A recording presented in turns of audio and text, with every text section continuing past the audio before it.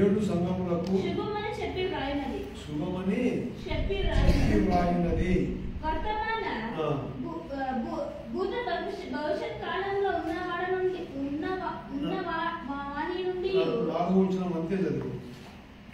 వర్తమాన భూత భవిష్యత్ కాలంలో ఉన్న వాణి నుండి ఆయన సింహాసనం ఎదుటనున్న 7 ఆత్మల నుండి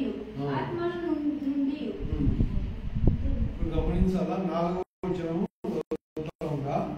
యోహాను ఆసియాలో ఉన్న 7 సంఘములకు శుభమని చెప్పి వ్రాయినది. వర్తమాన భూత భవిష్యత్తు కాలంలో ఉన్న వాని నుండి ఆయన సింహాసనం ఉన్న 7 ఆత్మల నుండి అంటాడు కదా. వర్తమాన భూత భవిష్యత్ కాలంలో ఉన్నవాడు అంటాడు దేవుడు కదా. రాస్తా ఉన్నాడు యోహాను. ఆయన ఎక్కడ ఏ కాలంలో ఉండేవాడు అంటే దేవుడు వర్తమాన భూత భవిష్యత్ కాలంలో ఉన్నవాడు కదా. ఆయన సంపూర్ణుడు అంటారు పరిశుద్ధ గ్రంథం. సంపూర్ణుడు. ఆయన సింహాసనము నుండి 7 ఆత్మలు అంటాడు అక్కడ కదా. 7 ఆత్మలు రాయబడింది కదా. 7 ఆత్మలు అనగా పరిశుద్ధాత్మ యొక్క సర్వ సంపూర్ణతకు సూచన. 7 ఆత్మలు అనగా పరిశుద్ధాత్మ యొక్క సంపూర్ణ లక్షణాలు 7 ఆత్మలు అంటే కదా. ఒకసారి మనము దీంట్లో గ్రంథం యెషయా గ్రంథంలోకి 11వ అధ్యాయం తీసుకున్న చదువు. యెషయా గ్రంథం 11వ అధ్యాయము 2వ చదువు. 2వ చదువు. యెహోవా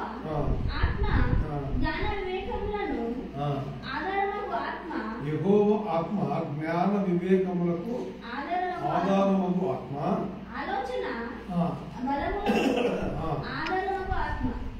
ఆలోచన బలముకు ఆధారమగు ఆత్మ.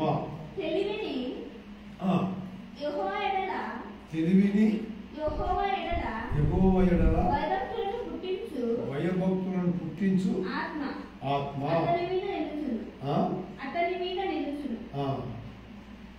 సరే, ఇప్పుడు చదివింది కదా 2వ వచనము. యెహోవా ఆత్మ జ్ఞాన వివేకములకు ఆధారమగు ఆత్మ. ఆలోచన బలములకు ఆధారమగు ఆత్మ. తెలివిని యెహోవా ఎడల భయభక్తులు పుట్టించు ఆత్మ అతని మీద ఉన్నవి. అంటే ఆయన దగ్గర ఏమున్నాయంట 7 ఆత్మలు. సరే, ఇప్పుడు 2వ వచనంలో చదివినాము కదా. మీరు నాకు తీసి చెప్పండి 7 ఆత్మలు దాంట్లో. 7 ఆత్మలు తీసి చెప్పండి నాకు. 2వ వచనం.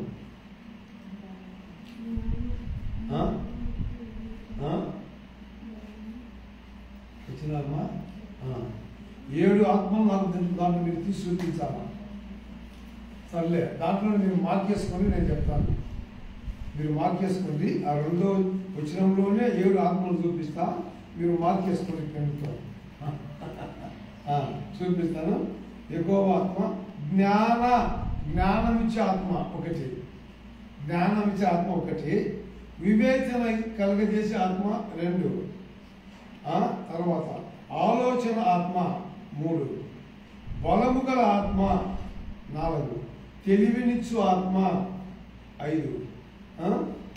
ఆ తర్వాత భయము 1, 6, భక్తి 7. 7 వచ్చినాయా? 7 ఆత్మలు ఉన్నాయా? కాబట్టి మనం వాక్యం చూస్తూ ఉన్నాము. 4వ వచనము కదా. ప్రారంభంలో 4వ వచనం ఏమంటుంది? 7 ఏమా యెహోవా ఆసియాలో ఉన్న 7 సంఘములకు శుభమని చెప్పి వ్రాయినది. 7 సంఘములకు 7 ఆత్మల ద్వారా. కాబట్టి మనం గమనించాలా. దేవుని యొక్క సన్నిధిలో మనం శ్రద్ధగా వినాలా. శ్రద్ధగా వింటేనే మనకు అర్థమయ్యేది. పరిశుద్ధాత్మ యొక్క 7 సంపూర్ణ లక్షణాలకు సూచన. పరిశుద్ధాత్మ అభిషేకము పొందుకున్న వ్యక్తిలో ఈ 7 గుణాలు కనబడితేనే నిజమైన విశ్వాసి. 7 గుణాలు కలిగి ఉండాలా. ఏమేమి కలిగి ఉండాలా? జ్ఞానము ఉండాలా, వివేకము ఉండాలా, ఆలోచన ఉండాలా, బలము కలిగి ఉండాలా, తెలివి కలిగి ఉండాలా, భయము కలిగి ఉండాలా, భక్తి కలిగి ఉండాలా. ఈ 7 యొక్క దేవుని యొక్క ఆత్మలు కలిగి ఉన్నప్పుడే అప్పుడు నిజమైన విశ్వాసి. పేరుకు మాత్రం జీవిస్తూ ఉంటాం అనేది మాత్రము ప్రభువుకి ఇష్టం లేదు. అందుకే వాక్యం చెప్తా ఉంది, పరిశుద్ధుని యొక్క 7 సంపూర్ణ లక్షణాలు ఇవి. పరిశుద్ధుని యొక్క 7 సంపూర్ణ లక్షణాలు. పరిశుద్ధాత్మ అభిషేకం పొందుకున్న వ్యక్తిలో ఈ 7 నిజంగానే కనపడాలా. పరిశుద్ధాత్మ యొక్క శక్తి ఎప్పుడైతే మనం బాప్టిజం తీసుకుంటామో అప్పుడేమవుతుందంట, మన మీదకి పరిశుద్ధాత్మ దిగి వస్తుంది కదా. అది బైబిల్లో కూడా మనం సాదృశ్యంగా ఉంది. ఎప్పుడైతే యేసు ప్రభు నీటిలో బాప్టిజం తీసుకునే యోహాను దగ్గర అప్పుడు పరిశుద్ధాత్మ ఆయన దిగి వస్తుంది కదా. దిగి వచ్చి కూడా ఒక మాట అంటుంది, ఇదిగో ఈయన నా ప్రియ కుమారుడు, ఈయన నేను ఆనందిస్తున్నాను. పరిశుద్ధాత్మ మాట్లాడుతుందన్నమాట. కాబట్టి మనం గమనించాలా, లోకంలో ఉన్నప్పుడు దేవుని యొక్క జ్ఞానాన్ని మనం కలిగి ఉండాలి కదా. ఆ ఆలోచనలో మనం ఉండాలి, ఆ తెలివి కలిగి మనం ఉండాలి, భయభక్తులు కలిగి ఉండాలని వాక్యం చెప్తా ఉంది. అంతేకాకుండా ఆయన సర్వాధికారి అయిన ప్రభు, ఇది రాసుకుని ఏంటంటే సర్వాధికారి అయిన ప్రభు. ఎందుకంటే అలా వర్తమాన భూత భవిష్యత్తు కాలంలో ఉన్నవాడిని నేను అంటాడు ఇక్కడ. యుగ యుగములు జీవించువాడిని అంటాడు అక్కడ నేను కదా. ఇదిగో నేను కదా యుగ సమాప్తి వరకు మీకు తోడుగా ఉంటానని వాక్యం చెప్తాను. కాబట్టి ఆయనకు ఏమని పేరట, సర్వాధికారి అయిన ప్రభువు. సర్వాధికారం ఉంది ఆయన భూమి మీద కదా. నమ్మకమైన సాక్షి, మృతులలో నుండి లేచిన వాడు, మరణం గెలిచి లేచిన వాడు. కాబట్టి ఆయన ఏమంటారంటే సర్వాధికారి, నమ్మకమైన సాక్షి గలవాడు, నమ్మకమైన సాక్షి. కాబట్టి మనం గమనించాలా, ప్రభు కృపకు మనం ఏం చేయాలంటే తల ఉంచాలా, ప్రభు నామమును మరి వినాలా, మాటలు వినాలా. ఎప్పుడైతే ప్రభు మాటలు వింటూ ఉంటామో అప్పుడు అర్థమవుతా ఉంటుంది దేవుని కృప ఎటువంటిది అని చెప్పింది కదా. ఆయనకు భూలోకంలో అసాధ్యం ఏం లేదు కదా. ఆయన అంటాడు, ఆయనకి ఏమని పేరు, సర్వాధికారి అని పేరు కదా. కాబట్టి ఆయనకు సమస్తం సాధ్యం, భూలోకంలో అసాధ్యం ఏం లేదు. నమ్మకమైన సాక్ష్యం ఆయనది, నమ్మకమైన సాక్ష్యం. యోహాను సువార్తలో కొంత మాట్లాడి మరి 3వ అధ్యాయం తీసి 31 చదవండి. యోహాను సువార్త 3వ అధ్యాయము 31 చదవండి. పైనుండి వచ్చేవాడు అందరికీ పైనున్నవాడు కదా. పైనుండి వచ్చేవాడు అందరికీ పైనున్నవాడు కదా. ఒకటి యేసుక్రీస్తు భూలోకం నుంచి రాదా కదా, పరలోకం నుంచి దిగి వచ్చినాడు. మనం చేసిన పాప శాపాల కొరకు పరలోకం దిగి వచ్చినాడు. పైనుండి వచ్చేవాడు చెప్పమ్మా, అందరికీ పైనున్నవాడు. భూమి నుండి వచ్చేవాడు భూ సంబంధి అయి పరలోకంలోకి వచ్చిన వాళ్ళు వేరేతారు, భూలోకంలోకి వచ్చిన వాళ్ళు వేరేతారు. భూలోకంలోకి వచ్చిన వాడు భూ సంబంధం మాట మాట్లాడతారు కదా, భూలోక సంబంధం మాటలే. పరలోకంలోకి వచ్చిన వాడు పరలోక సంబంధం మాటలు మాట్లాడతారు కదా. అవును, ఒకడు యేసుక్రీస్తు ప్రతి మాట పరలోక సంబంధమైన మాటలే మాట్లాడతారు కదా. పిల్లలు అంటాడు, నువ్వు రాజువా అంటాడు. అవును చెప్పినట్టే అంటాడు. అయితే ఒక మాట అంటాడు, నీ రాజ్యం వేరు నా రాజ్యం వేరు, నాది పరలోక రాజ్యం, నీది భూలోక రాజ్యం. అందుకే పరలోకములు దిగి వచ్చిన వ్యక్తి పరలోకంలో ఉన్న సంగతులను మాట్లాడతాడు, భూమి నుంచి వచ్చిన వాడు భూమి మాటలు మాట్లాడతాడు. అందుకే గమనించాలా, కృపకు మనము దగ్గర ఉండాలా. లోకంలో మనం జీవించేది కొంతకాలమే కాబట్టి ఈ కొంతకాలంలో ప్రభుకు నేను ఇష్టంగా ఉన్నానా కదా, దేవుడికి నేను ఇష్టంగా జీవిస్తూ ఉన్నానా అనేది మనకి ఇప్పుడు కావాలా లోకంలో. ఎందుకంటే మనం చివరి దినాల్లో ఉన్నాం. ఈ గ్రంథము చివరి దినాలకు సంబంధించిన గ్రంథం. చివరి దినాల్లో ఉన్న గ్రంథము ఆ సమస్తాన్ని బయలుపరుస్తుంది, జరగబోయే కార్యాలన్నీ. యుగ సమాప్తి కాబోయే సమయంలో ఈ మాటలన్నీ నెరవేర్చబడతా ఉంటాయి. ఒకదానికొకటి నెరవేర్చబడతా ఉంటాయి. అప్పుడు మనం అనకాల్సిందే తప్పనిసరిగా మనము సిద్ధంగా దగ్గరగా ఉన్నాము రాకడకు చెప్పింది. 1వ అధ్యాయము 18 దాంట్లో కీర్తన ప్రాణం గ్రంథంలో 1వ అధ్యాయము 18. నేను మొదటి వాడను కడపటి వాడను కదా. నేను మొదటి వాడను కడపటి వాడను అంటే ఆది అంతం నేనే అంటాడు, ఆది అంతము నేనే. కాబట్టి మనం గమనించాలా, ఆ గొప్ప దేవుని మాట మనం వినాలంటే మనకు కదా సంతోషంగా ఉండాలి, మనం సంతోషంగా వినాలా. యుగ యుగాలు ఇదిగో నేను యుగ యుగములకు సజీవుడనై ఉన్నాను. సర్వాధికారి యొక్క సాక్ష్యం ఇది, సర్వాధికారి యొక్క సాక్ష్యం అంటే త్వరలో దిగి వచ్చినాడు కాబట్టి ఇలాంటి యొక్క సాక్ష్యం ధైర్యంగా చెప్తున్నాడు. మనం చెప్పగలమా నేను జీవిత యుగ యుగాలని చెప్పని అధికారమే లేదు కదా. ఎప్పుడు పోతాం అడిగాడు కదా ధనవంతుడు, నా ప్రాణమా తిను తాగు సుఖించు సంతోషించు, నీకు ఎంత అంటే కొట్లన్నీ ఇప్పిన దానమంతా మనసుగా నిల్వ చేసి పెట్టినాడు. అప్పుడు దేవుడు ఏమంటాడు, వెర్రివాడా అంటాడు, బుద్ధి లేనివాడా అంటాడు కదా. ఈ రాత్రి నిన్ను కాబట్టి మనం అంటే మనం ఈ లోకంలో విర్రవీగకూడదు. ప్రభు యొక్క సన్నిధిలో ఎప్పుడైతే ఆయన లోబడి తగ్గించుకొని జీవిస్తూ ఉంటామో అప్పుడే మనకు ఆశీర్వాదము అనమాట. ఆయనకు అసాధ్యం ఏం లేదు భూలోకంలో, సర్వాధికారం ఉంది భూలోకంలో. అందుకే నమ్మకమైన సాక్ష్యం గలవాడు ప్రభు అయిన యేసుక్రీస్తు. నమ్మకమైన సాక్ష్యం కదా. దాని సరేలైతే ఎట్లా సాక్ష్యం, ఎట్లా మరి నమ్మకమైన సాక్ష్యం ఎవరు చెప్తారు ఆయన గురించి సాక్ష్యము? మా దేవుడు నిజమైన దేవుడు, నమ్మకమైన దేవుడు అని మనసు చెప్తే ఇదరు. మామూలుగా మనం పోయి చెప్తే అందులో చెప్తే ఇదరు కదా. మా దేవుడు అంటే మా దేవుడు దేవుడు కదా అని అంటారు. నిజమే, అందుకే నమ్మకమైన సాక్ష్యం కలవాడు. అయితే చూడు బైబిల్ చెప్తుంది ఆయన గురించి. ఇది ఒకసారి యోహాను సువార్త 5వ అధ్యాయము 36-39 చదవండి. 9 వరకు యోహాను సువార్త 5వ అధ్యాయము 36 చదివాము. 36 నుంచి మీరు నన్ను చూచి విశ్వసింపక ఉన్నారని మీతో చెప్పి తండ్రి నాకు అనుగ్రహించు వారందరూ నా ఎద్దకు వచ్చువని నేను ఎంత మాత్రాలను బయటికి త్రోసివేయను. నా ఇష్టమును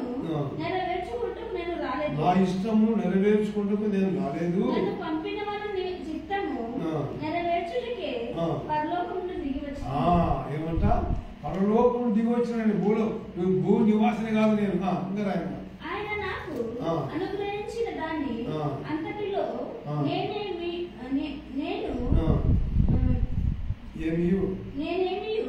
పోగొట్టుకొనక అంత దినమున తండ్రి అయిన దేవుడు ప్రభుని యేసుక్రీస్తు ఏమని అనుగ్రహించినాడు?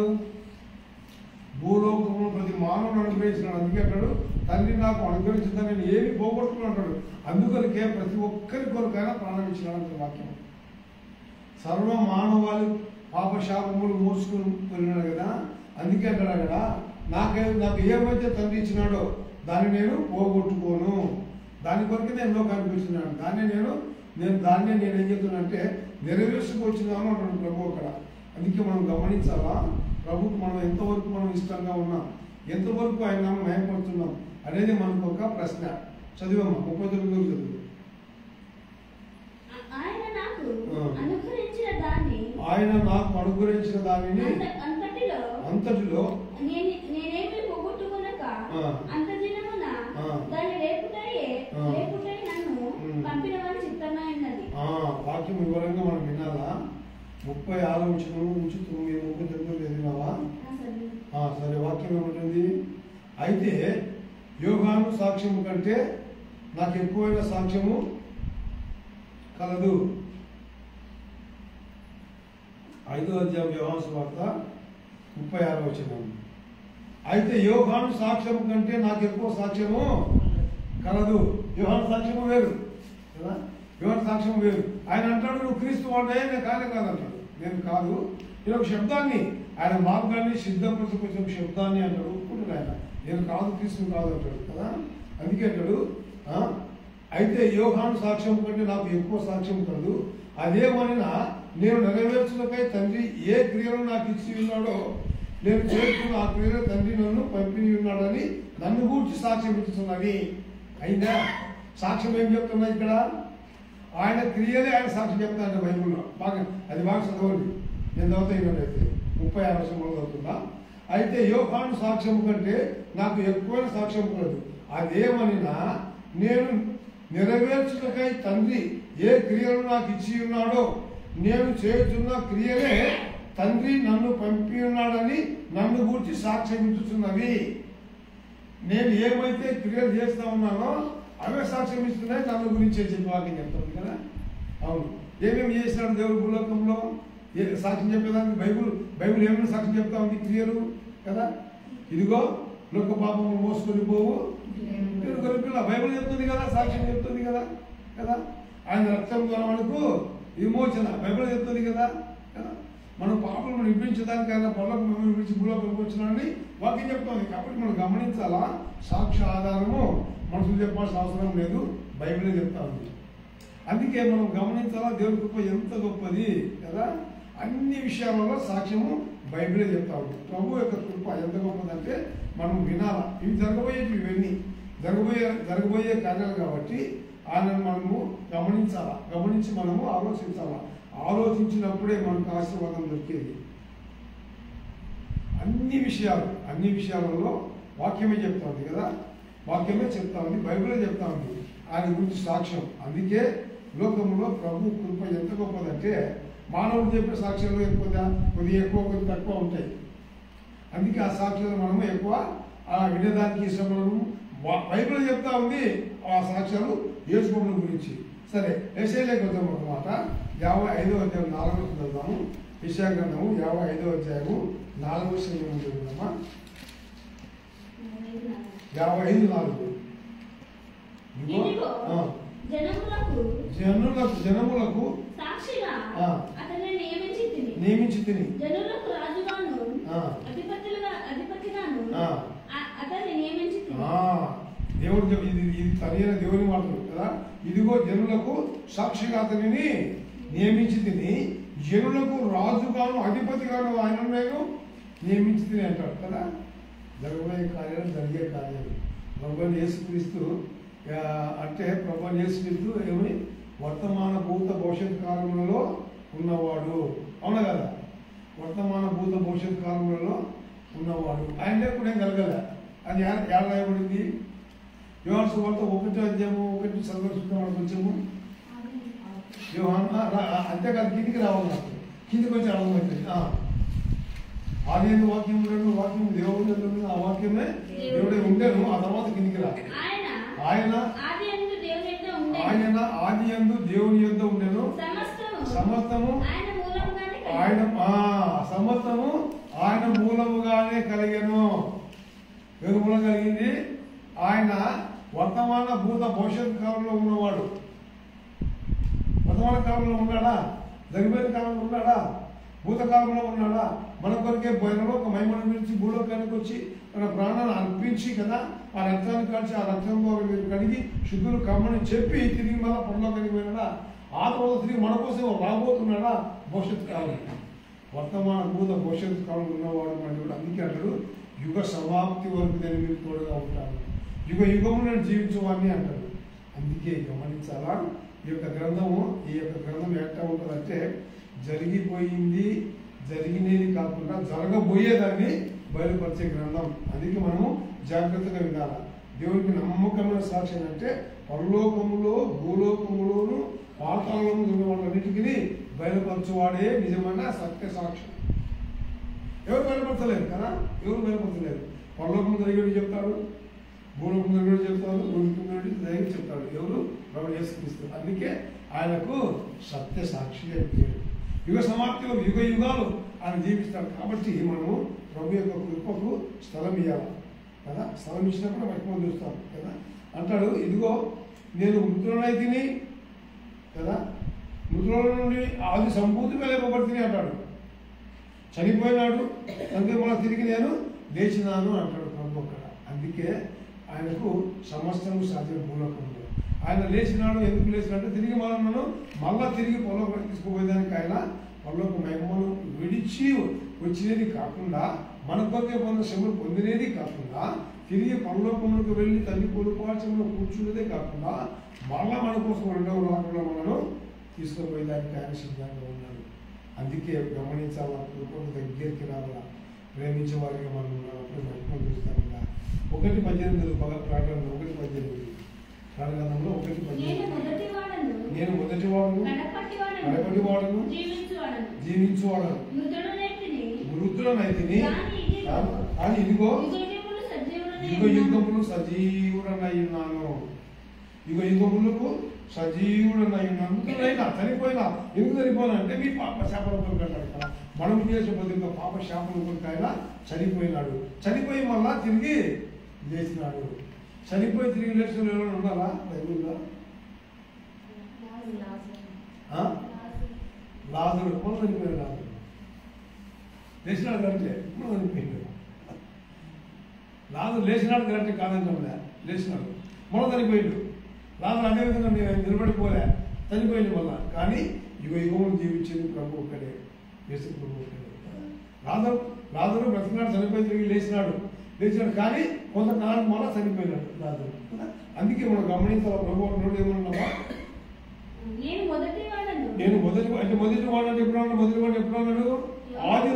ఆదిలోనే సమస్తమును ఈ యొక్క భూమి ఆకాశం శూన్యంగా ఉన్నప్పుడు సృష్టి ఆదిలోనే ఉన్నాడు, ఆయన లేకుండా ఏది కలగలేదు అన్నాడా? నేను మొదటి వాడను, ఆదిలో ఉన్నాడు. కడపటి వాడు, ఆఖరి వరకు ఉండేవాడు ఆయన, జీవించువాడను, మరణం లేదు ఆయన, మరణాన్ని జయించి వేసే దేవుడు. కాబట్టి ఇవి జరగబోయే కార్యాలు. కాబట్టి మనం గమనించాలా, ప్రభువుకు మనం దగ్గర వారిగా మనం ఉండాలా. దగ్గర వారిగా మనం ఎప్పుడైతే ఉంటామో అప్పుడే మర్చిపోయి చూస్తాం. అపోస్తుల కార్యంలో ఇప్పుడు మాట్లాడుతామా 26వ అధ్యాయం 22వ చదువు. అపోస్తుల కార్యము 26వ అధ్యాయం 22వ చదువు. నేను దేవుని వలన సహాయము పొంది నేటి వరకు నిలిచి ఉంటుంది.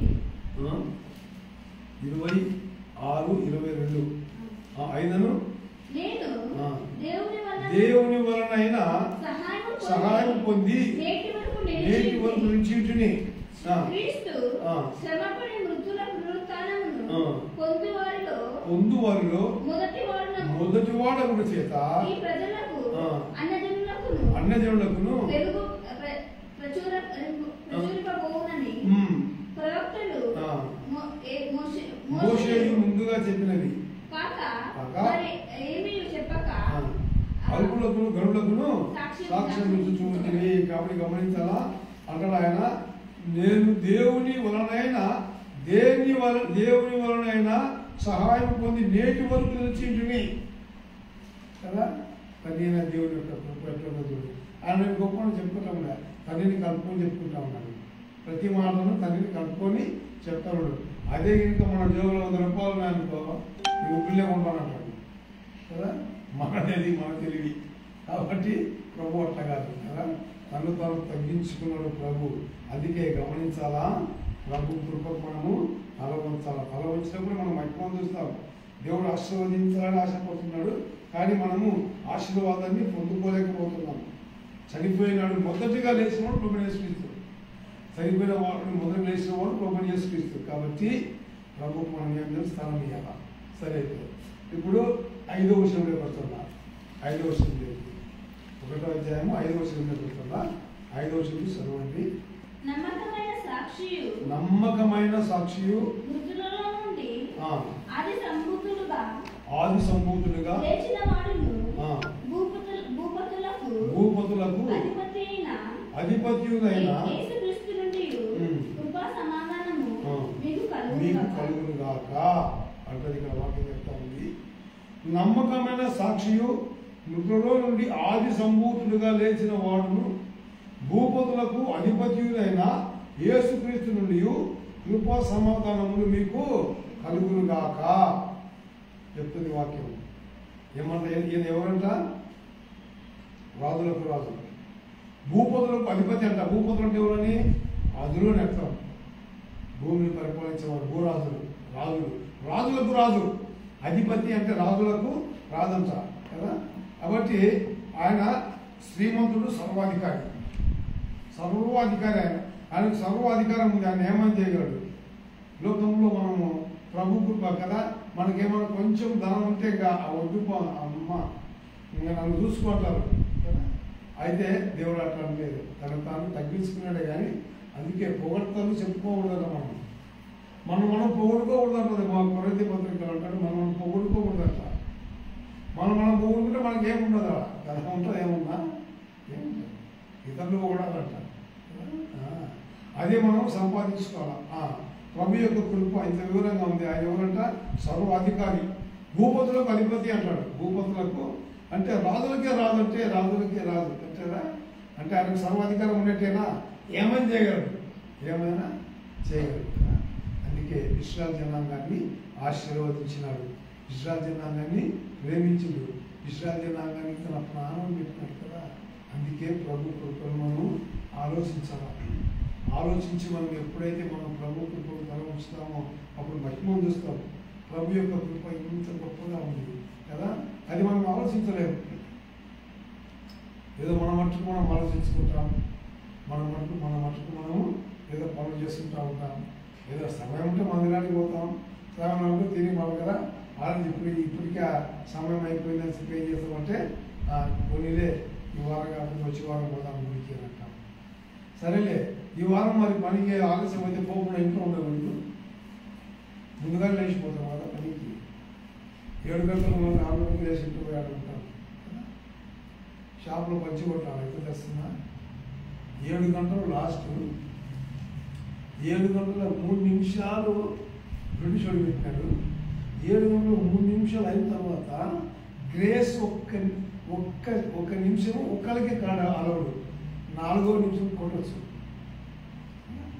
అరిగెత్తి మేము కొడతాము 4 సెకండ్ ఆఫ్సెట్, ఇప్పుడు లేటెస్ట్ కొట్టుకోవచ్చు 7:40 అంటే అప్పుడు అర్ధగంట పేమెంట్ కట్టేది. అయితే ఎందుకంటే అడిగి చేసుకుని అర్థం పేమెంట్ ముందే పోయి కూర్చుంటాం పంచి కొట్టి కదా. అవును, కాబట్టి మనం గమనించాలా. ప్రభు అంట ఆయన ఎలాంటి వాడు అంట, భూపతులకు అధిపతి, అంత గొప్ప దేవుడు ఆయన, రాజులకు రాజు, ఆయన సర్వాధికారి. ఆయన భూలోకంలో అసాధ్యం ఏం లేదు, ఏమైనా చేయగలడు. కాబట్టి అలాంటి గొప్ప దేవుడు మనకు తండ్రిగా ఉన్నాడంటే మనం ఎంతవరకు ఆయన నామని భయపడుతున్నాం, ఎంతవరకు సమయాన్ని ఇస్తున్నాం, ఎంతవరకు చూస్తున్నాం కదా. ఇది వర్షం పడింది అనుకో ఇబ్బంది అయింది రానికి. అదే ఆడ కళ్యాణ కేంద్రంలో పెళ్లి ఉందని అనుకో, వర్షం మీద తెలుగులు అన్నీ ఆటో వెళ్తున్నాను కూర్చొని పోతాం, ఆపకి భవిష్యత్తు పట్టుకోండి బోల్పులు కొట్టకుండా కదా. అంటే దేవుడి యొక్క సన్నిధి అంటే అందుకే మనం ఆశలు పొందలేకపోతున్నాం. క్రైస్తవుడే పేరుకు మాత్రం క్రైస్తవుడే, కానీ ఆత్మీయంగా ముందుకు రాలేకపోతున్నాం. అందుకే మొదటి వారు కడపటి వారు దేవుడు నమ్ముకుని ఐదవులు ప్రభు నమ్మని భయపడతా ఉంటే క్రైస్తవుడు అది మనకు వచ్చిన ఆశీర్వాదం. ఆ సమాధానం కూడా మీటింగ్ తర్వాత నీకు లేవు ఇల్లు కట్టేస్తారంట. ప్రతి సంవత్సరం జరుగుతాయి సమాధానం కూడా మీటింగ్. మాదొక బ్యాచ్ 5 మంది బ్యాచ్ అగోడాలు కూడా కూర్చుంటారు అందరూ వరుసగా కైపల్ చేసేది. అది చలికాలం డిసెంబర్లో పెట్టి రామకృష్ణ. అక్కడ ఏం జరిగిందంటే అక్కడ పిల్లలేమో గొడవలో పడి స్నానం చేసుకున్నారు మన ఊళ్ళో. అది ఆ చెప్పులో గడ్డ వెళ్ళిపోయి ఆ బూడిద పెట్టుకుంటే ఆ కూర్చొని ఇట్లా అనుకుంటాం కదా. ఇట్లా కూర్చొని ఇట్లా అనుకొని అలా కూర్చున్నప్పుడు ఇంటికి పోయిన తర్వాత అందరూ నవ్వుతాం. ఇంటికి పోతే నవ్వుతూనే ఉన్నారు. ఎందుకంటే నవ్వుతున్నాను నమ్మేసైతే అర్థం చూసుకోబోతున్నాను అంత కూడా కదా. క్రైస్తవం ఎలా చూస్తున్నామన్నా అప్పుడు కదా. విశ్వసించిన వారు ఎక్కడ ఉన్నారంటే కడపడి ఉన్నాం. కాబట్టి గమనించాలా, ప్రభు కృపను పొందగలేకపోతున్నాం, ప్రేమను పొందగలేకపోతున్నాం. పేరుకు మాత్రమే క్రైస్తవులు గొప్ప పేరు చెప్పుకుంటాం, కానీ క్రీస్తు మనలో లేడు కూడుతున్నాం. అందుకే ప్రభుకు మనము లెక్క అప్పుడు చెప్పాల్సి వస్తుంది. ప్రభు నామని నయపరచకపోతే కదా. 1 తిమోతిలో 6వ అధ్యాయం వచ్చిన 17 జరుగుతున్నా. 1 తిమోతి 6వ అధ్యాయం వచ్చిన 17 6:17 ఇహమందు ధనవంతులైన వారు కాక జాగ్రత్త అంటారు. ఇహమందు ధనవంతులైన వారు గర్విష్ఠులు కాక ధనమునందు నమ్మిక హింసక జాగ్రత్తగా ఉండమంటాడు. ఒకవేళ నీకు దేవుడు అనుగ్రహించి ఇచ్చినాడు అనుకో, నువ్వు సంతోషపడు, అంతేగాని గర్వించగాకు. అస్థిరమైన ధనమును, అస్థిరమైన ధనం స్థిరం కాదంటాడు. ఈ లోకంలో ఉండొచ్చు పోవచ్చు, గోడలు బండ్లైతే బండ్లు గోడలు అవుతాయట కదా. అస్థిరమైన ధనమునందు నమ్మిక హింసక సుఖముగా అనుభవించుటకు సమాధానమును మనకు ధారాళముగా దయచే దేవుని ఎందే నమ్మిక ఉంచునని ఆజ్ఞాపించుము. జాగ్రత్తగా మాట్లాడుతుంటాడు.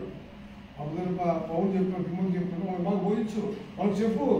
ఎందుకంటే నిర్వహణ కాకమని చెప్పు. రాసి ఇచ్చింది నేను అంటాడు, ధనం ఇచ్చింది నేను, ధనవంతులు చేసింది నేను కదా. నిర్వహణ కాకమని చెప్పండి అక్కడ. ఇక ముందు ధనవంతులైన వారు గర్విష్ఠులు కాక అస్థిరమైన ధనమునందు నమ్మిక ఉంచక. అస్థిరము స్థిరమైనది కాదు అది ఈ భూలోకంలో. మనం కొంతకాలం వరకు మనమే స్థిరం లేదు, ధనంలో స్థిరం ఉంటుంది, సంపాదించిన సంపాదన ఉంటుంది. అందుకే మనం ధనం ఉంటుంది కదా. తిను తాను వస్తువులు సంపాదించినంటే ఒరే మూడు కూడా 20 రమ్మని పిలుస్తాను, నీ గట్టిగా మద్దతు అన్నాడు కదా. అందుకే అస్థిరమైన ధనమునందు నమ్మిక ఉంచక సుఖముగా అనుభవించుటకు సమస్తమును మనకు ధారాళముగా దయచేయు దేవుని యందు నమ్మిక ఉంచుదని ఆజ్ఞాపించున్నాడు. ఇచ్చినాడు కదా దేవుడు, నీకు సమాధానంగా ఉంటుంది, నమ్మకంగా జీవించు దేవుడికి కదా.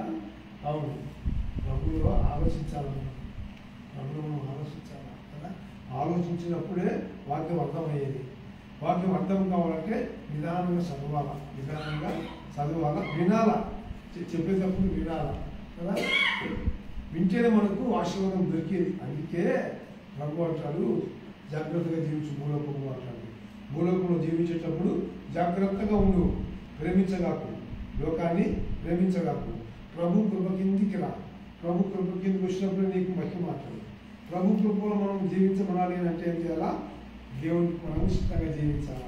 ఇష్టంగా జీవించినప్పుడే మహిమ చూస్తాం. చల్లైతే 89 ఒక మాట, 29వ అధ్యాయంలో 29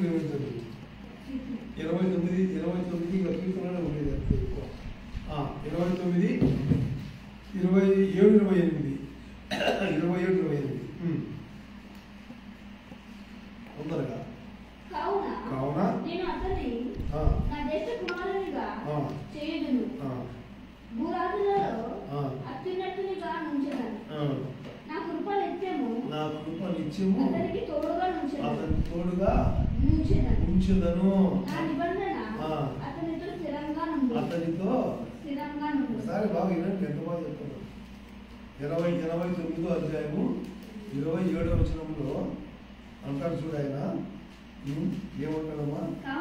కావున నేను అతని నా జ్యేష్ఠ కుమారునిగా చేయుదును. ఒకసారి మనం ఆలోచించాలి, దేవుడికి పెద్ద గొప్ప తెలుసు కదా. జరగబోయేది జరిగేది అన్ని ఆయనకు తెలుసు. నేను అతన్ని నా జ్యేష్ఠ కుమారునిగా చేయుదును. ఎందుకంటే ఆయన రాజులకు రాజు, అధిపతి, ఏమని చేయగలడు? ఆయన రాజులకు రాజు కాబట్టి, ఆయన రాజులకి అధిపతి కాబట్టి ఏమైనా చేయగలడు కదా. అతనిని నా జ్యేష్ఠ కుమారునిగా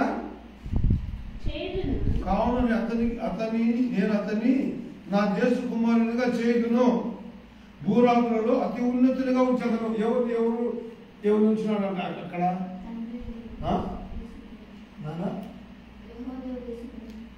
ఈడ ఏం మాట్లాడుతుంది అంటే, కావున నేను అతన్ని నా జ్యేష్ఠ కుమారునిగా ఉంచుదును, భూరాజులలో అక్కడ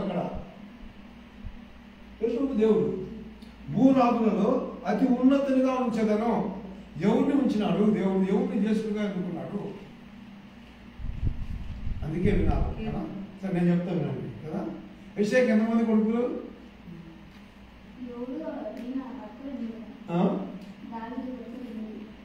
8 కదా. అయితే ఆ జ్యేష్ఠ కుమారుని జ్యేష్ఠత్వం ఇయ్యలేదు అక్కడ. నా జ్యేష్ఠ కుమారు రాజుగా కావాలనుకుంటే వేస్తే కానీ అక్కడ జరగలే. కారణం ఏంటంటే దేవుడి చిత్తంలో లేదు కాబట్టి. 7 మంది కాదా, 8వ వాడిని జ్యేష్ఠ కుమారుగా చేస్తున్నాను అంటాడు. ఇప్పుడు జ్యేష్ఠ కుమారుడు ఎట్లా చేసినట్టయింది అంటే, ఎస్ఐకి 7 మంది కుమారులు, పెద్దోరికి జ్యేష్ఠుడు కాబట్టి వాడికి ఇవ్వాలి పని. రాజుగా వాడిని అభిషేకించాలా. రాజుగా వాడిని అభిషేకించకపోయి ఈ 8వ వాడిని తెచ్చి అభిషేకించినాడంటే వాడిని జ్యేష్ఠుగా చేసినట్టు చెప్పంటారు. అర్థమైందమ్మా? అర్థమైందా? 8 మంది కుమారులలో 7 మందిని ఎన్నుకోవాలా మొదటి వాడినే జ్యేష్ఠుడు కాబట్టి. ఈ జ్యేష్ఠత్వాన్ని ఎవరికి ఇచ్చినాడు దేవుడు? ఆఖరుకు దావీదుకి ఇచ్చినాడు. అందుకే దావీదును పోల్చి అంటా ఉన్నాడు ఇక్కడ దేవుడు. ఇప్పుడు అర్థమైంది చెప్తాను. కావున నేను అతని నా జ్యేష్ఠ కుమారునిగా చేయుదును, భూరాజులలో అతి ఉన్నతునిగా ఉంచదను. అవునా కదా? మరి భూరాజులో ఉన్నతులుగా ఉంచినాడా? ఏ రాజ్యానికి ఎక్కడ అంత జయమేసుకుని వచ్చినాడు. కాబట్టి జరగబోయేది సమస్తం దేవుడి చిత్తంలో ఉన్నాయి. అందుకే ప్రభు మనం ఎప్పుడైతే ఎలా ఉంచుతామో అక్కడ మహిమను చూస్తాం. లోకాన్ని మాత్రం ప్రేమించవద్దు ఎక్కువ అని అంటాడు దేవుడు. లోకాన్ని ప్రేమిస్తే మహిమను పోగొట్టుకుంటాం. లోకాన్ని ప్రేమిస్తే దేవుని మహిమ చూడలేము కనుక మనం పొందలేకపోతాం. ప్రభుకు మనం దగ్గరగా ఉండాలి కదా.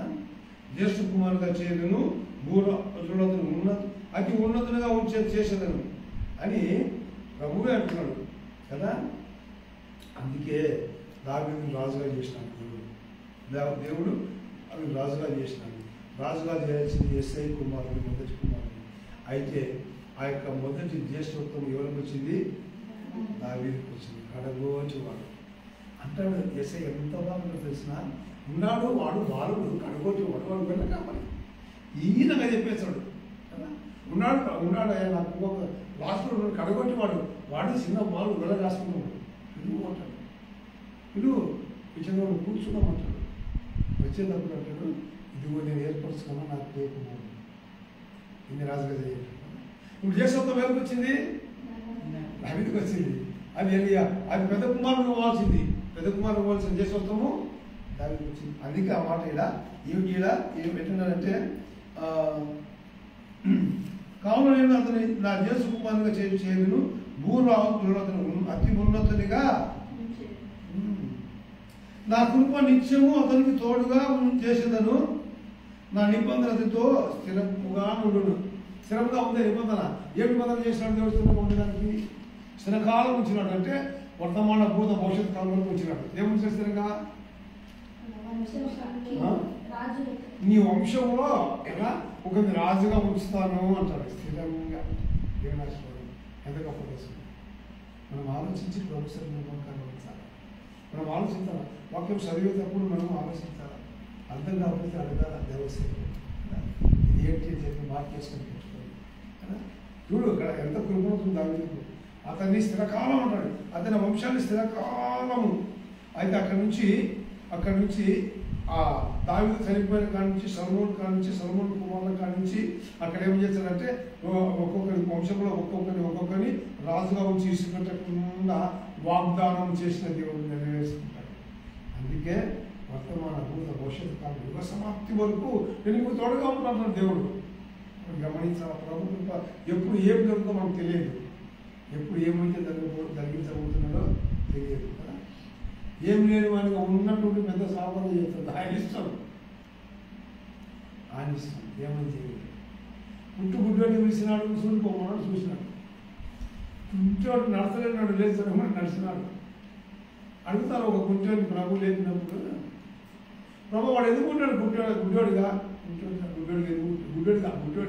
ఎందుకుంటాడు ప్రభు అంటే దేవుని యొక్క నామము వాడిలో మహిమపరచబడాలి అంటాడు. ఎందుకుంటాడు గుడ్డోడిగా అంటే వాళ్ళు చేసే పాపమా అంటే వాళ్ళ తండ్రి చేసే పాపమా అంటాడు. వాడు పాపం చేయలే, వాడి తండ్రి పాపం చేయలే. ఎందుకంటే దేవుని యొక్క మహిమ వాడి ద్వారా బయలుపరచబడాలా. వీడు అనుకునేది వాడు అక్కడ కూర్చున్నాడే నిజమా కాదా, అవునా కాదా, వాడు గుడ్డోడే అవునా కాదా అని చెప్పడం వచ్చిందంటే ఆయన మహిమ పడతానికి వచ్చింది దేవుడికి. కాబట్టి ఎంత గొప్ప ఆశీర్వాదం కదా, ఆయన అర్థం చేసుకోవాలి. అప్పుడే మనకు కాబట్టి కృపలో ఏమైతే మనం సాధించాలనుకున్నామో మనం సాధించలేదు. ప్రభు చేతికి మనము అప్పచెప్పాలి. అప్పచెప్పినప్పుడే దేవుని మహిమను చూస్తాం. కనుక దేవుడు కదా అతి ఉన్నతుడు పరలోకము భూలోకము పాతాళము సమస్తం మనకు ఆధీనం. సమస్తం ఆయనకు ఆధీనం. మానవ కోటి అంతా ఆయన ఏం చేయాలంట ప్రతి మోకాలు ప్రతి నాలుక వంగాల్సిందే, చేయాల్సిందే, ప్రతి నామము ఆయన నామం నయపరచాల్సిందే, ప్రతి నాలుక. కాబట్టి ప్రభు ఫిలిప్పులకు మాట్లాడుతున్నా. ఫిలిప్పుల పత్రిక 2వ అధ్యాయము 9-10-11. ఫిలిప్పుల పత్రిక 2వ అధ్యాయము 9-10-11. అందుచేతను పరలోకమందున్న వారిలో గాని భూమి మీద ఉన్న వారిలో గాని భూమి కింద ఉన్న వారిలో గాని ప్రతి వారి మోకాలు యేసు నామమున వంగునట్లు ప్రతి వారి నాలుకయు తండ్రైన దేవుని మహిమార్థమై యేసుక్రీస్తు ప్రభువని ఒప్పుకొన్నట్లును ఆయన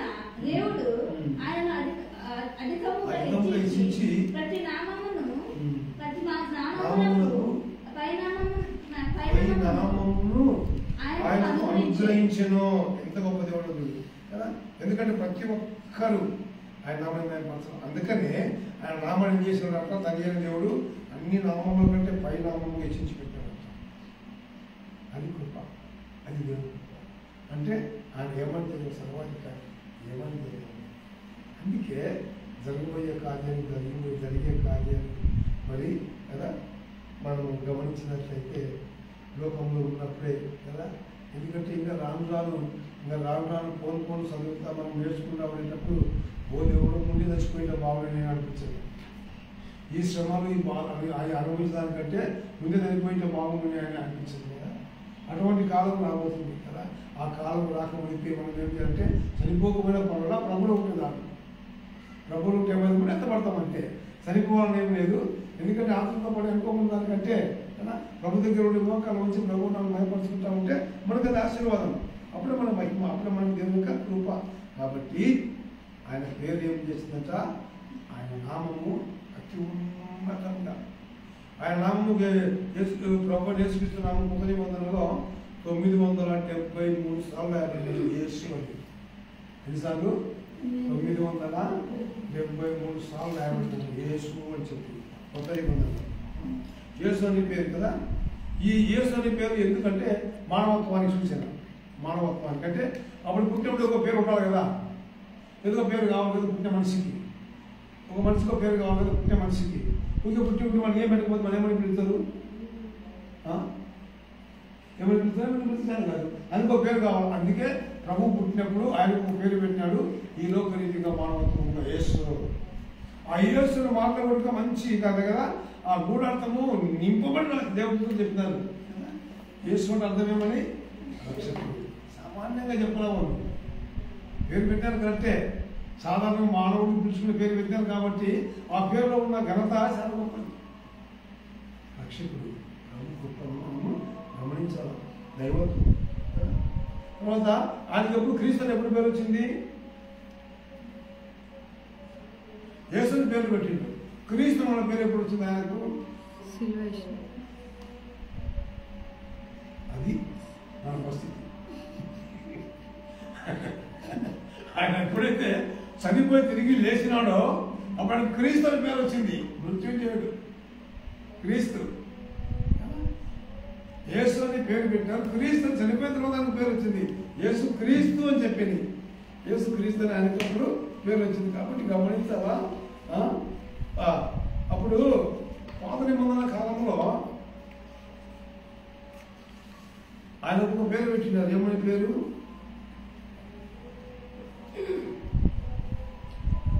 ఏమని పేరు? పాత కాలంలో ఆయన వస్తాడు, మాకు మేము ఆయన ఆరాధిస్తాము అని ఒక స్త్రీ చెప్తా ఉంటుంది. తీయలేదు వచ్చింది. యోహాను సువార్త 4వ అధ్యాయం. యోహాను సువార్త 4వ అధ్యాయంలో ఆమె ఏమంటుంది కదా. 4వ అధ్యాయము వచనము 9 నుంచి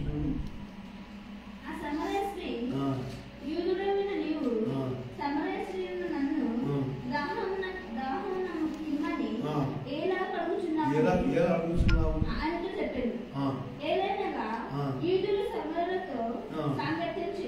యూదులు సమర సాంగత్యము యేసు ప్రభుతో మాట్లాడుతూ ఉంది.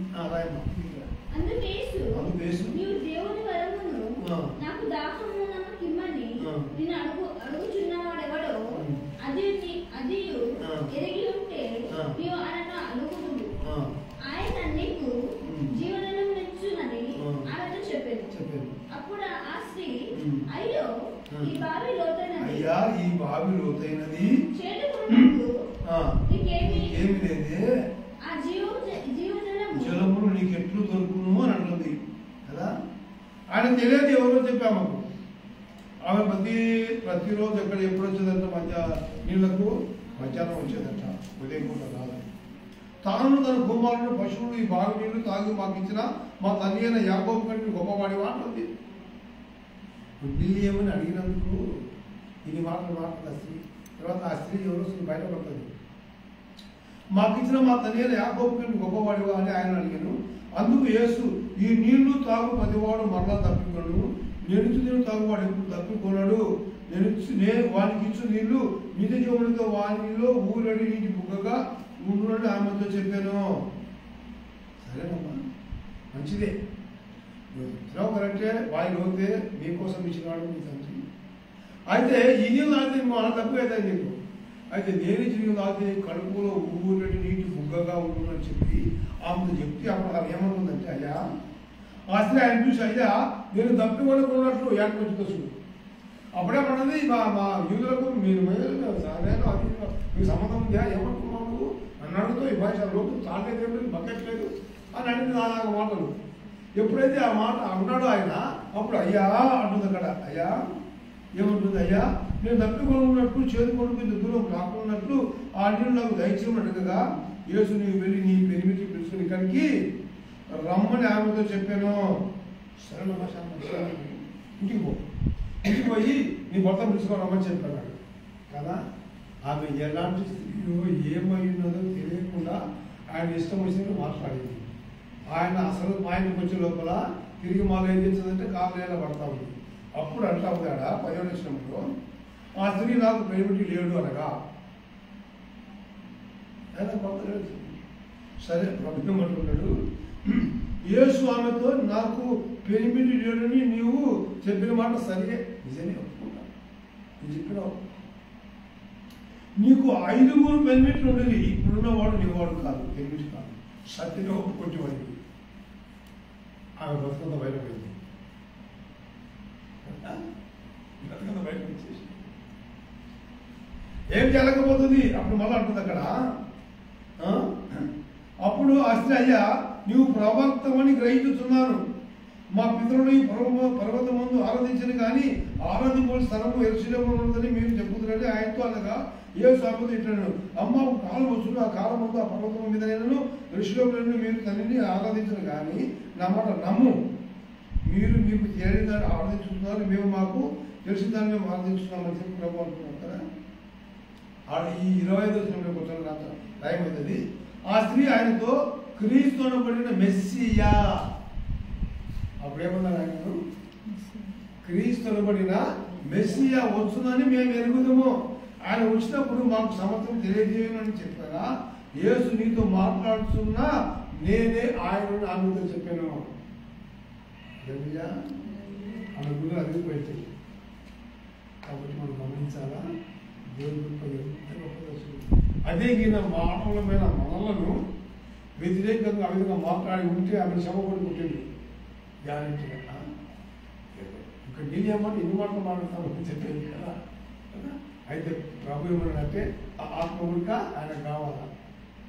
ఒక పాపి నష్టానికి ఇష్టం లేదు కాబట్టి ఆత్మ ఆయన కావాలనే ఎంతసేపు ఆమెతోటి వాదం చేసినాడు. అందుకే గమనించాలా, ఆ స్త్రీ అతనితో ఆయనతో మెస్సియా అనబడిన క్రీస్తునమైన మెస్సియా వచ్చునని మేము ఎరుగుదాము. ఆయన వచ్చినప్పుడు మాకు సమర్థము తెలియజేయని చెప్పగా యేసు నీతో మాట్లాడుతున్న నేనే ఆయనని ఆమెతో చెప్పాను. అందుకే ప్రభుత్వం అంట స్థలం ప్రేమించాలి. తెలియక ప్రేమిస్తే ఇంకా ఆశీర్వాదం, తెలియక ప్రేమిస్తే ఇంకా ఆశీర్వాదం. నేను నమ్మను. చచ్చిపోయిన పెట్టొచ్చాడు అన్నాడు. ఎవరు సరేలే అన్నాడు. రైట్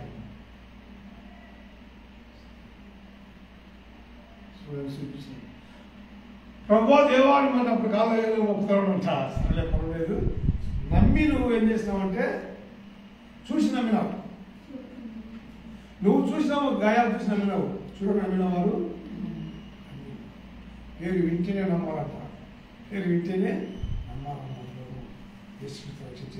కాబట్టి ప్రభు కృప మనం ఏం చేయాలంటే దగ్గరగా ఉండాలి, ప్రేమించే వారికి మనం ఉండాలి. ఈ క్రీస్తు అనే పదానికి కొత్త నిబంధనలో యేసు అనే పదానికి ఎన్నిసార్లు ఉన్నదంటే 793 ఉన్నది. క్రీస్తు అనే పదం ఎన్నిసార్లు ఉందంట అంటే 556 సార్లు ఉందంట బైబిల్లో. కాబట్టి గమనించాలా, క్రీస్తు అనేది అభిషక్తుడు. మన నుండి వ్యతిరేకంగా మనం ఏం చేస్తామంట, దేవునికి మనం వ్యతిరేకంగా జీవిస్తున్నాం. అందుకే ప్రభు సన్నిధికి రావాలా, ప్రభు నామని భయపరచాలి. ఆయన యుగ యుగాలకు రాజు. తప్పించుకునే అవకాశం ఉంది. రక్షించే నాదులే ఉండడు. ఆ తర్వాత ఆయన ఎంత గందరగోళము రాను వింటున్నప్పుడు అర్థమవుతుంది.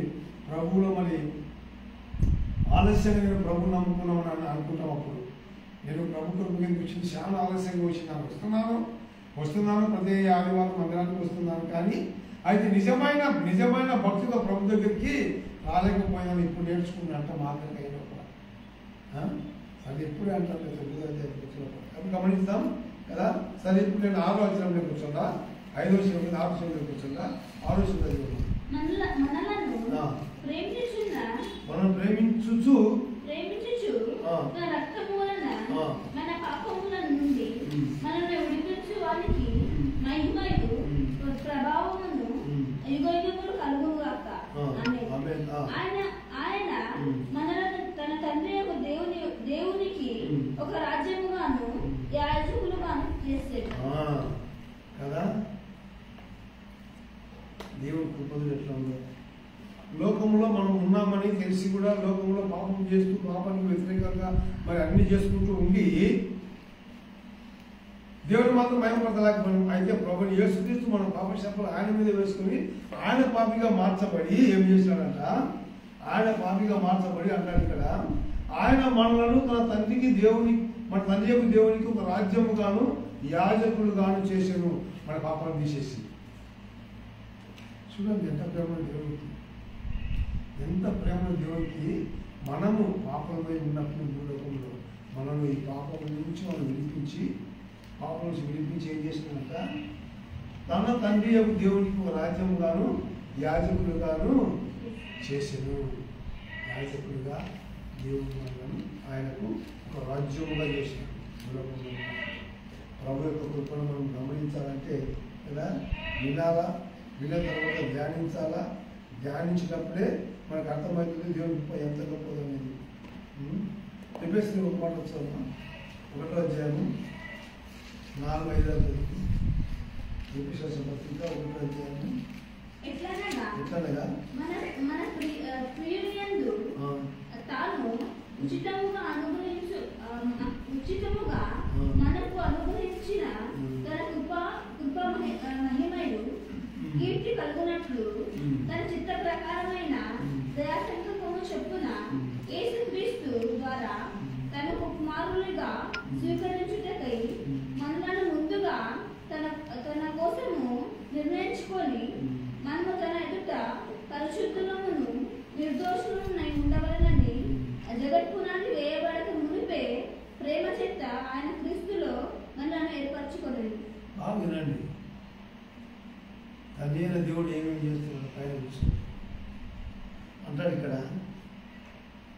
ఎట్లనగా తన ప్రీణియందు తాను ఉచితముగా మనకు అనుగ్రహించు తన కృప మహిమకు కీర్తి కలుగునట్లు తన చిత్త ప్రకారమైన దయా సంకల్పం చొప్పున యేసుక్రీస్తు ద్వారా తనకు కుమారులుగా స్వీకరించుటకై మనల్ని ముందుగానే తన కోసము నిర్ణయించుకొనెను. అర్థమవుతుందమ్మా. తండ్రి అయిన దేవుడు ప్రభువైన యేసుక్రీస్తును ముందు పెట్టుకుని మనలను ముందుగానే నిర్ణయించినాడంట, ఆయన నిర్మించుకున్నాడు. ఆ తర్వాత వివరంగా చెప్పాను ఇక్కడ, చిత్త ప్రకారంగా దయా సంకల్పం చొప్పున యేసుక్రీస్తు ద్వారా తనకు కుమారులుగా స్వీకరించినకై మనలను ముందుగా తన కోసం నిర్ణయించుకొని మనము తన ఎదుట పరిశుద్ధులముగా నిర్దోషమై ఉండవాలని జగత్తు పునాది వేయబడక మునిపే ప్రేమ చేత ఆయన క్రీస్తు మనలను ఏర్పరచుకున్నాను. కాబట్టి ఇప్పుడు బాగా గమనించండి, తండ్రి అయిన దేవుని మహిమపరచాలని, అంటే తండ్రి అయిన దేవుడు పరిశుద్ధుడు, ఆయన పరిశుద్ధుని మహిమపరచాలంటే ఎట్లా ఉండాలా? మనము పరిశుద్ధంగా ఉండాలా. మనము పరిశుద్ధంగా ఉండాలని తండ్రి అయిన దేవునికి కుమార్తె మనం ఉండాలని, మనము లోకంలో మరి వ్యతిరేకమైన కార్యాలకు మలినమైన కార్యాలకు అలవాటు పడి మరి మనము ఆయనకు వ్యతిరేకంగా ఉన్నామని తెలిసి తండ్రి అయిన దేవుడు ప్రభువుని యేసుక్రీస్తును భూలోకానికి పంపి ఆయన మన కొరకే ప్రాణముని బలియాగముగా మార్చి ఆ రక్తము ద్వారా మనల్ని శుద్ధి చేసి పవిత్రులు చేసి పవిత్రపరచుకొని ఆయన కుమారుడుగా మార్చుకున్నాడు తండ్రి అయిన దేవుడు. అర్థమైందమ్మా? మన పాపాలను విడిపించడానికి ఆయనను మనం మయపడతామంటే పరిశుద్ధులుగా ఉండాలి. పరిశుద్ధులుగా కూడా మయపడతాం. పాపంలో కూడా అవకాశం లేదు. అందుకే మనము ఈ లోకంలో ఉన్న మాలిన్యము పాపము విడుదల కావాలని తండ్రి అయిన దేవుడు ప్రభుని యేసుక్రీస్తు భూలోకాన్ని పంపి మన పాపశాపాల కొరకు ఆయన బలిగించినాడు. ఆ రక్తం ద్వారా మనం విమోచింపబడి తర్వాత పరిశుద్ధులుగా మార్చబడిన తర్వాత ఆయన కుమార్తెలుగా ఆరాధించేవారిగా ఆయన మనం ఏర్పరుచుకున్నాడు. హల్లెలూయా. కాబట్టి గమనించాలా ఎంత గొప్ప మౌనలక్ష్యం మన గురించి తండ్రికి దేవుడు కుమారుడికి ఎంత గొప్ప పనులను కలిగి ఒకసారి ఆలోచించాలి. ఇంత గొప్ప పని పెట్టినాడు తల్లి అయిన దేవుడు మనం యేసుక్రీస్తు. అందుకే భూలోకానికి రావాల్సి వచ్చింది. యేసుక్రీస్తు మన కొరకు మనం ఆయన కుమార్తెలు కావాలా. ఆయన మనం ఆరాధించాలంటే మనం శుద్ధీకరించబడాలా. మనం శుద్ధీకరించబడాలంటే ఆయన రాలేడు. తల్లి దేవుడు రాలేడు కాబట్టి కుమారుని పంపి మన కొరకు బలియాగంగా మార్చబడి అందుకే లోక పాపం మోసుకొని పోవు బలియాగంగా మార్చబడి మన కొరకై. అందుకే మనం ఏం చేయాలంట ఎంత గొప్ప దేవుడు ప్రభావం మీరు చెప్పేసి. కాబట్టి కృపకు మనము దగ్గరగా ఉన్నామని చెప్పి అర్థం. ఆయన దేవుని రాజ్యంలో మనకి ఏమన్నమాట మన ఇష్టం ఉన్నదట. ఆయనకు రాజ్యముగాను యాజకులుగాను తల్లి అయిన దేవునికి అంటే ఆ రీతిగా మనం ఆయన నామని మహిమపరుస్తూ ఉండాలని అంటారు. భూలోకంలో ఉండి మనము పరలోకంలో దేవుని మనం మహిమపరచాలంటే భూలోకంలో యేసుక్రీస్తు రక్తం ద్వారా మనము కడగబడి పవిత్రులుగా మార్చబడి ఆయనకు రాజ్యముగాను యాజకులుగాను మనం ఉండి ఆయన నామని మహిమపరచాలని ముందుగానే మనను ఏర్పరచుకున్నాడు అంటారు. ఎంత గొప్ప పని ఒకసారి గమనించాలా అందుకే కుమారునికి కదా. అందుకే వినాల వాక్యం వింటే అర్థమవుతుంది. నేను చేసే దేవా నేను పాపిని చెప్పేటప్పుడు ఒప్పుకునేందుకు అవకాశం ఉంటుంది. యోహాను సువార్త 13:1 వింటున్నామా? యోహాను సువార్త 13:1 వచ్చినప్పుడు 13:1 తాను ఈ లోకం నుండి తండ్రి యొద్దకు వెళ్ళవలసిన గడియ వచ్చెనని యేసు పస్కా పండుగకు ముందే ఎరిగిన వాడై లోకంలోనున్న తన వారిని ప్రేమించి వారిని అంతం వరకు ప్రేమించారు. తాను ఈ లోకమును తన ఎదుగు వెళ్ళవలసిన గడియ వచ్చనని యేసు పస్కా పండుగకు ముందే ఎదిగిన వాడై లోకంలో ఉన్న తన వారిని ప్రేమించి వారిని అంతం వరకు ప్రేమించాడు. లోకంలో ఉన్న ఆయన ప్రేమించిన వారిని అంతం వరకు చివరి వరకు ప్రేమించాడు. పస్కా పండుగ ఆ పస్కాన్ని గురించిన తర్వాత నేను తిరిగి మళ్ళీ పరలోకానికి పోతే తిరిగి రాను. తిరిగి మీరు పరలోకానికి వచ్చేంత వరకు నేను అక్కడ మన దీంట్లో పాల్గొన్నాను అంటాడు. చూడండి దేవునికి ఎంత ప్రేమో మన మీద. ఇది మనం ఆలోచన చేయం. అందుకే యుగ సమాప్తి వరకు ప్రభువుకు తోడుగా ఉంటాడు. నిలవలసిన గడియ వచ్చింది కదా. ముందే ఎరిగిన వాడు లోకంలో ఉన్న తన వారిని ప్రేమించి ముందే తెలుసు ప్రభువుకు. కాబట్టి తెలిసి పరలోకానికి నేను వెళ్ళవలసి వస్తుందని తెలిసి సమస్తమైన కార్యాలు నెరవేర్చి అందరికీ అది వివరంగా తన వారిని ప్రేమించి వారిని అంతం వరకు ప్రేమించాను. లోకంలో ఉన్న తన వారిని అంతం వరకు ప్రేమించినాడు అంటే వాళ్ళని పరిశుద్ధులుగా చేసినట్టు పవిత్రపరిచిన తర్వాత పరలోకానికి వెళ్తున్నారు. ఇన్ని పనులు పెట్టుకున్నారు తండ్రి కుమారులు పరలోకంలో మరి భూలోకంలో మరి మన కొరకు. అయితే మనము కదా ఏదో మనం గొప్పగా చెప్పుకుంటూ ఉంటాం కదా. ఇంకా అది సంపాదించి ఇది సంపాదించి అది కట్టి ఇది కట్టి ఏమో చేస్తూ ఉంటాం. కానీ ప్రభుత్వం ఏమిటో అర్థం కాదు, తెలియదు. వినము చదవము, వినడానికి రాదు, నిద్ర వచ్చేది బయటికి వెళ్ళిపోతాం. ఎక్కువ మాట్లాడితే బయటికి వెళ్ళేసిపోతాం కదా. సార్లు ఆనందం చాలా చెప్తుంది. కానీ మనం ప్రభు కృపను ఎంత నిర్లక్ష్యం చేస్తున్నామో ఆయన మాటలు ఎంత పోగొట్టుకుంటున్నామో ఆ మర్మాన్ని గమనించలేకపోతున్నాం. ఆ మర్మాన్ని గమనించాలా. వాక్యం చెప్పేటప్పుడు మనము కరెక్ట్గా మనం వింటా ఉండాలి. మర్మాన్ని బయటపడిచేటప్పుడు వినాలా. దాన్ని మనం ఏం చేయాలంటే ధ్యానించాలా. ఇప్పుడు మనం దూరంగా అయిపోతున్నాం. ప్రభు కృపకు దూరంగా అయిపోతాం. దగ్గర రాలేకపోతున్నాం. ఎప్పుడైతే ప్రభు కృపకు దగ్గరగా ఉంటామో అప్పుడే మహిమ 8:30 అయింది. ఇంకా 2 మాటలు మీరు చెప్పినా ఒక ఇష్టమేనా చాలా సరే అయితే 7 వచ్చిన 8 వచ్చింది మిగులుతుంది అమ్మా 7 8 మిగులుతుంది అమ్మా చాలా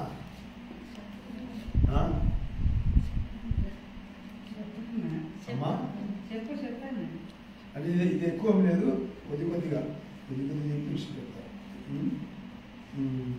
సరే అయితే 7 వచ్చింది అమ్మా ఇదిగో ఆయన మేఘాలుడై వచ్చుచున్నాడు ప్రతి నేత్రము ఆయన చూసును ఆయనను పొడిచిన వారిని చూసేదారు భోజనులందరూ ఆయనను చూచి రొమ్ము కొట్టుకుందరు ఆయన యొక్క సంపూర్ణ ప్రత్యక్షత కలుగుతుంది అనమాట. ఆయన రెండవ రాకడలో సంపూర్ణ ప్రత్యక్షత. ఆయన వచ్చేటప్పుడు ఎట్లా ఉంటాడంటే రాజుకు 6 పౌర్ణాలతో వస్తాడంట, దూత గర్భంతో వస్తాడు, మనుషులు అగ్నితో వస్తాడంట దేవుడు కదా. అప్పుడంట ఆయన పొడిచిన వారు చూతున్నారు, గుండె కొట్టుకుంటారంటప్పుడు ఆయన పొడిచిన వారు, ఈడ్చిన వారు, గుద్దిన వారు, ఉమ్మేసిన వారు అందరూ చూసి ఏం చేస్తారంట, వాళ్ళ గుండెలు బద్దలైపోతాయంట కదా.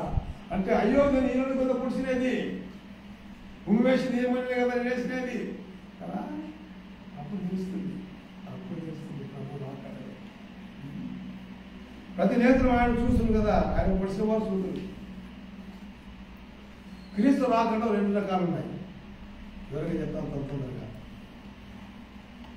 రహస్య రాకడ వేరు, రాకడ వేరు. సంఘం కొరకు వచ్చేది రహస్య రాకడ. సంఘం ఎత్తబడిన అనగా కదా పరిశుద్ధులు ఎత్తబడే అవకాశం.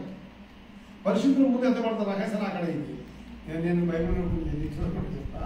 రహస్య రాకడ ఎట్లా ఉంటుందంటే ఆయన మధ్యాకాశానికి వస్తారు. మధ్యాకాశానికి వచ్చిన తర్వాత అతి పరిశుద్ధులు ఎత్తబడతారు ఆడికి, అది రహస్య రాకడ. రహస్య రాకడ. రెండవ రాకడ. మొదటి రాకడ ఏంటి? ఆయన పశుపాలుడుగా మొదటి రాకడ భూలోకానికి. ఇది రహస్య రాకడ ఎవరికి తెలియదు. ఆయనకు అతి పరిశుద్ధులైన వాళ్ళ కొరకు మధ్యాకాశానికి వస్తాడు. మధ్యాకాశానికి వచ్చి వారిని అక్కడికి తీసుకుంటాడు. అక్కడ వాళ్ళతో 1000 సంవత్సరాలు రాజ్యం పెడతాడు, 1000 సంవత్సరాలు. ఆ తర్వాత రెండవ రాకడ, ఇది మన కొరకు వచ్చేది. భూలోకంలో పరిశుద్ధంగా ఉన్న వారి కొరకు రెండవ రాకడ కదా. రహస్య రాకడలో ఎవరు ఎత్తబడతారంట? అతి పరిశుద్ధులు రహస్య రాకడ ఎత్తబడతారంట. అతి పరిశుద్ధులు ఎట్లా ఉంటారు? గమనం చదువు ఎప్పుడు 11 తెలియమ్మా. అతి పరిశుద్ధులు వాళ్ళు ఎట్లా ఉంటారు చూడు. అతి పరిశుద్ధులు ఎప్పుడు 11వ అధ్యాయము 36 చదువు. మరికొందరు తిరస్కారములను, కొరడాల దెబ్బలను, మరి బంధకమైన ఖైదీలను అనుభవించిరి. రాళ్లతో కొట్టబడిరి, రంపములతో కోయబడిరి, రాళ్లతో కొట్టబడిరి, శోధించబడిరి, ఖడ్గముతో చంపబడిరి. గొర్రె చర్మములను, మేక చర్మములను వేసుకొని దరిద్రులై ఉండి ప్రభు కొరకు. చూడండి ఎట్లా ఉందో. ఆయన రహస్య రాకడకు వెళ్ళిపోతారు అన్నమాట కదా. ఎట్లా ఉన్నాడంట? మరికొందరు తిరస్కారమును, కొరడా దెబ్బలను, మరి బంధకములను, ఖైదులు అనుభవించి రాళ్లతో కొట్టబడి, రంపంతో కోయబడి, ఆ తర్వాత శోధింపబడి, కంఠం చేత చంపబడి, గొర్రె చర్మం, మేక చర్మం వేసుకుని దరిద్రుడై ఉండి శ్రమపడి హింస పొందిరి. అడవులలో, గుహలలోను, సొరంగములలోను తిరుగులాడుచు సంచరించిరి. అట్టి వారికి ఈ లోకము అయోగ్యమైనది. అట్టి వారికి ఈ లోకము యోగ్యమైనది కాదు. అట్టి వారికి ఈ లోకము ఎటువంటి పరిశుద్ధులు. లోకాన్ని ప్రేమించకుండా అయిష్టంగా ఏమైనా చేయకుండా ప్రభు కొరకే జీవించారు. కాబట్టి మనం గమనించాలా, వీళ్ళు అతి పరిశుద్ధులు. రంపాలతో పోయబడ్డారట, రంపాల ఒప్పుకున్నారు. అడవులలో, గుహలలో, కొండలలో వస్త్రాలేక మేకలు, గొర్రెలు కప్పుకొని తిరిగినట్ట. కొంచెం సిరిపోయి తీసుకో,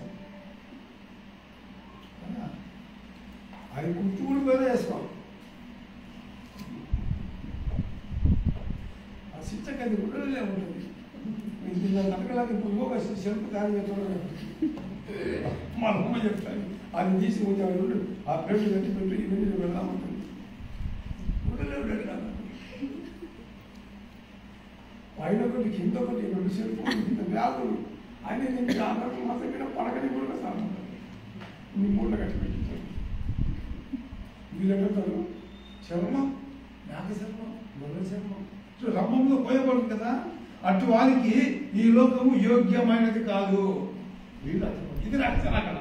ఈ రహస్యంలో వీళ్ళు ఎంత పడతారు, వీళ్ళు 10 సంవత్సరాలు ప్రభుత్వం ఉంటారు. ఆ తర్వాత రాకడా రెండవ రాకడా మనం ఏం చేద్దామంట, మనం ఎంత పడతాం రెండవ రాకడా కదా. మనం ఎంత పడతాం అప్పుడు చదవలేదు, ఇప్పుడు చదవలేదు పోలేదు. మొదటి తెస్సలోనికీయుల పత్రిక 4వ అధ్యాయము 16-17. మొదటి తెస్సలోనికీయుల రాసిన పత్రిక 4వ అధ్యాయము 16-17. ఆర్భాటముతోను ప్రధాన దూత శబ్దముతోను దేవుని పూలతోను ప్రభు దిగువచ్చును. క్రీస్తు నుండి మృతులైన వారు మొదట లేతురు. కాబట్టి గమనించాల ప్రపంచంతో పెట్టుకుంటున్నట్ట రాకడ ఎట్లుందంట. ఆయన రాకడ ఆర్భాటముతోను శబ్దముతోను దేవుడి బుర్రతోను పరలోకములో ప్రభు దిగివచ్చును. క్రీస్తు నందుండి మృతులైన వారు మొదట లేతురు. ప్రభులో ఉండి చనిపోయిన ప్రభు రాకడ వరకు మేము బతకాల ఎత్తపడాలనుకున్నారు కానీ చనిపోయినారు. చనిపోయిన గురించి ఏమైందంట, ఆ రాకడలో మొదలుగా వారు ఎత్తపడతారంట. అది ప్రభులో ఉన్నారు కాబట్టి. ఆ తర్వాత ఇక్కడ 17 ఏమంటుంది, ఆ మీదట అంటే వాళ్ళు చనిపోయిన వాళ్ళు ఎత్తబడిన తర్వాత, సజీవులు అంటే ప్రభువులో ఉండి చనిపోయిన వారు ఎత్తబడిన తర్వాత ఆ మీదట సజీవుల మీద నిలిచిన మనం వారితో కూడా ఏకముగా ప్రభు ఎదుర్కొనే ఆకాశం మనం మేఘల మీద కొనుక్కోబడతాము. కాబట్టి మనం కూడా ప్రభులో ఉంటేనే ఆ మీదట వాళ్ళు ఎత్తబడతారు. ఆ మీదట మనం ప్రభులో ఉంటే మనం కూడా ఏం చేస్తామంటే అప్పటికప్పుడు కూడా ఎత్తబడతాం ప్రభులే కట్టాడు అక్కడ. కాబట్టి ఇన్ని ఆశీర్వాదాలు ఉన్నాయి మనకు. జరగబోయేటివి ఇవి జరగబోయేటివి. అయిపోయింది, జరిగేది అయిపోయింది, జరుగుండేది అయిపోయింది, జరిగేది జరుగుతూ ఉన్నాయి. ఇవి జరగబోయేటివి. జరగబోయే దానికోసం మనం ఏం చేయాలంటే ప్రభువులో మనము ఆయనకి ఇష్టంగా మనం జీవించాలి. ఎత్తబడి గుంపులో మనం ఉండాలి కదా. ఆ మీద ఆ శరీరంలో నిలిచి మనము వారితో కూడా ఏకముగా ప్రభువుని ఎదుర్కొనకు ఆకాశ మండలములకు మేఘముల మీద కొనిపోబడుదుము కాగా మనం సదాకాల ప్రభుత్వం కూడా ఉందుము. కాబట్టి ఈ మాటల చేత ఒకరినొకడు ఆదరించుకొని వినాల మాటలు అన్నప్పుడే మనకి ఆశీర్వాదం. ఏదో లోకంలో ఉండా తింటుండా తోకుండా వస్తుండా నీకు స్వతంత్రం ప్రభు అని అంటున్నట్టు చాలదు బిడ్డ. ఆయనకి ఇష్టంగా మనం జీవించినప్పుడే మహిమ చూస్తాం కదా. సరే అంత తొందరగా 11 మొదటి కొరింథీయులు 15:51-52 మొదటి కొరింథీయులో గొప్ప చెప్పేసి తీసుకున్నా 51-52 15:51-52 ఇదిగో తెలుపుతున్నానా నిద్రించము కానీ మనమంతా చనిపోము. అప్పుడు మనం చనిపోము. రాకడ వచ్చినప్పుడు చచ్చిపోయి మనం పోవాలి మొన్న కలిగి మనం చనిపోమంట. వాకేం చెప్తాను ఇక్కడ ప్రభువులో ఉన్న వారికి, ఇదిగో మీకు ఒక మర్మము తెలియజేస్తున్నాను, మనమందరం నిద్రించము కానీ నిమిషము రెప్పపాటున కడుపులో మోగాడు మనమందరము మాకు పొందుదుము పూల బ్రోగును. అప్పుడు మృతులు అక్షయులుగా లేపబడుతురు, మనము మార్పు పొందుదుము. మృతులు సరిపోయిన అక్షయులుగా లేకపోతారంట. అక్షయులుగా అంటే క్షయం అంటే నాశనం అయిపోయింది, అక్షయం అంటే నిరంతరం ఉండేది. అక్షయం లేపబడతారంట. ఆ తర్వాత రేపు పాటు మనం ఏం చేద్దామంట, మాకు కూడా ప్రభుత్వం ఎత్తపడతామంట. ఇది జరగబోయే కార్యాలు. ఎంత ఎంత ఇది భయంకరంగా ఉంటాయి. కాబట్టి అప్పుడు ప్రభావం కొంచెం ముందు మమ్మల్ని మా ఇంటి సంబంధం లేదు, నీకేమి సంబంధం లేదు, వాళ్ళకే ఇది ఆశీర్వాదం వాళ్ళదే, దుఃఖ వాళ్ళకే కదా. అదంతా లేదు. నువ్వు ఏమైతే నువ్వు సంపాదించుకుంటావో అది నీ దగ్గర ఉంటుంది. కనుకనే ప్రభు కృపకు దగ్గరికి రావాలి. లోపల ఉన్నప్పుడు ప్రభు నామని మనము మహిమపరుచుకుంటూ ఉన్నప్పుడే మనకు మహిమ. అందుకే ప్రభు కృపకు సర్వాధికారి దేవుడికి మనం ఏం చేయాలంట, ఆయనకు సమీపంగా ఉండాలి. అప్పుడు సంఘం ఎత్తబడుతుంది కదా. సంఘము ఎత్తబడుతుంది. సంఘం ఎత్తబడే లోపల మనం ఏం చేయాలంట, ఆ గుంపులో చేరడానికి మనము ప్రయత్నం చేయాలా. ఆఖరి మంచి వచనం 8వ వచనం చెప్తా. అల్పయు ఉభయులైన